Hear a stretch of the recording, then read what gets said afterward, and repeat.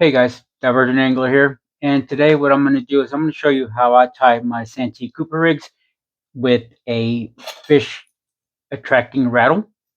So the first thing I do is, of course, I grab my leader.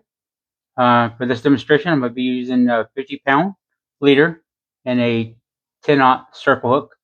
So I begin with tying on my circle hook, and what I do with my circle hooks is I like to do a snell knot. So to snell my hooks, what I do is I put the line through the front eye of the hook, I loop it, and I loop it back through the front eye one more time, and that's going to form a loop.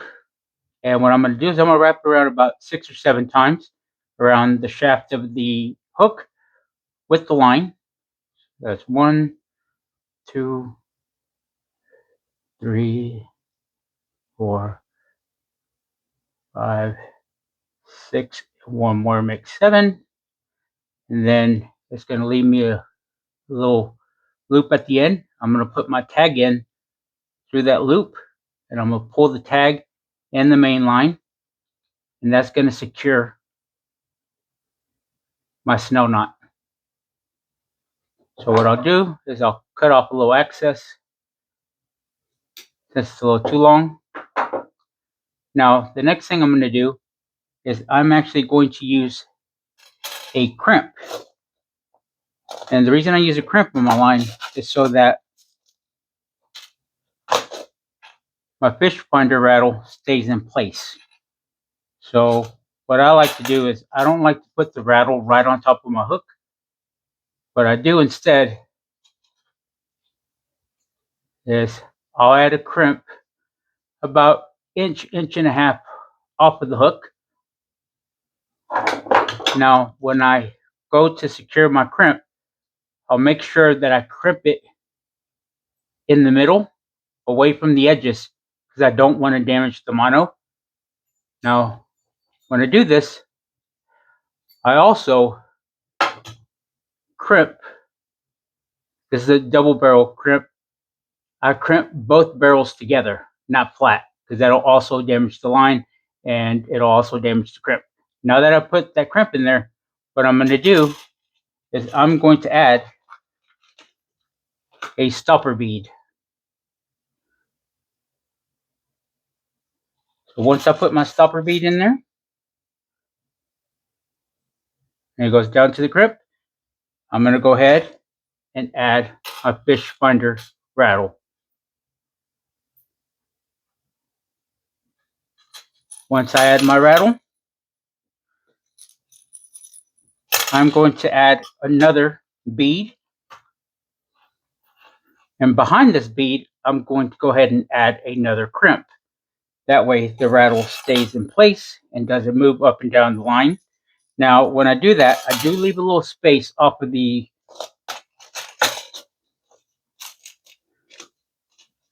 spacer bead, just to allow it to turn and move freely without really going up and down the line too much.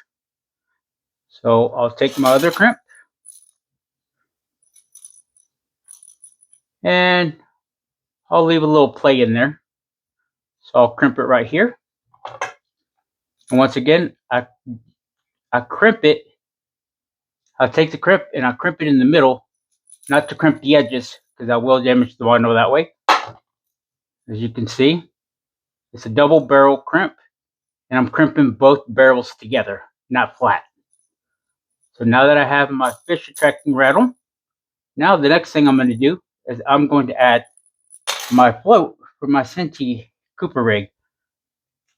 I like to float big baits because I like to go after trophy catfish.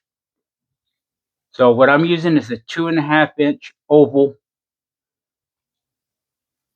float. It's an oval peg float. So the first thing I'm going to do is I'm going to go ahead and add another crimp so that I can attach my float without it going up and down the line. So here goes my other crimp. Now I like to keep my float about 6-7 inches away from the hook, So that's where I'm going to go ahead and add another crimp.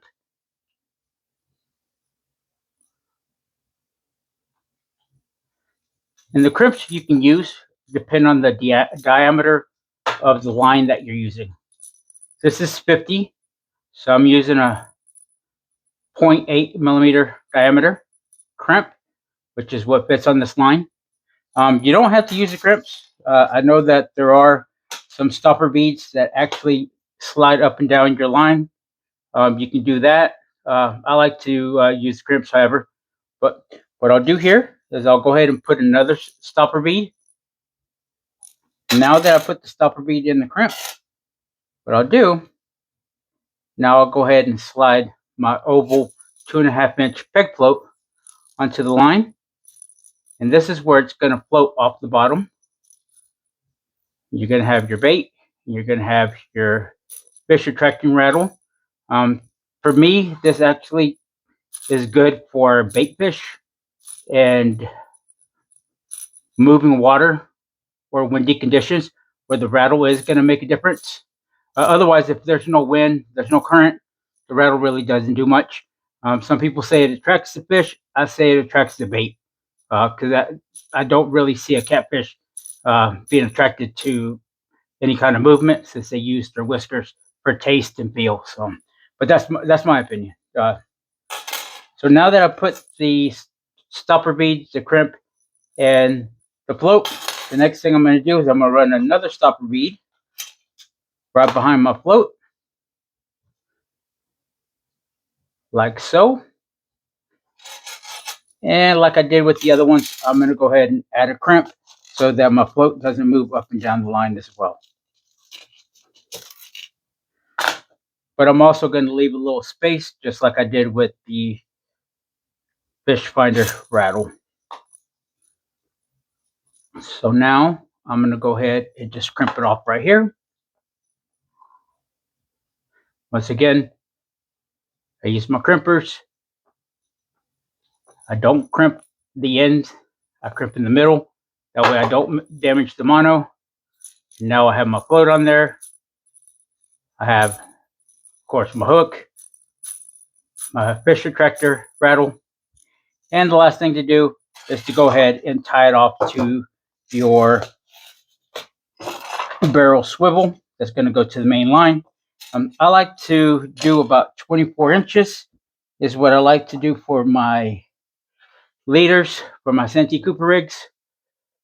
So I already have it pretty much down how long it's going to be. So what I do is the other end of my leader, I will double it over like so. And I'm going to do a Palomar knot onto my main swivel. So what that means is I'm going to take the double line. I'm going to do just a regular overhand knot. Before I cinch the knot down, I'm going to pass the swivel through that loop that is left. Pull it all the way over. Now I'm going to go ahead and cinch it down. Palomar knot is one of the strongest knots you can actually tie, in my opinion. Never lost a fish due to any knots. So just like that, now I have my barrel swivel on my line, and I can go ahead and tie it to my main line. Now, there's two different ways you can tie your weight to your Santee Cooper rig. One way is to use a sinker slide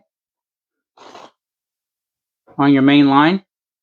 That way when you tie the sinker slide on your main line, as the fish pulls, it doesn't move the sinker, it just pulls the line. If you have your drag set, it'll just take drag and it won't fill the hook in its mouth.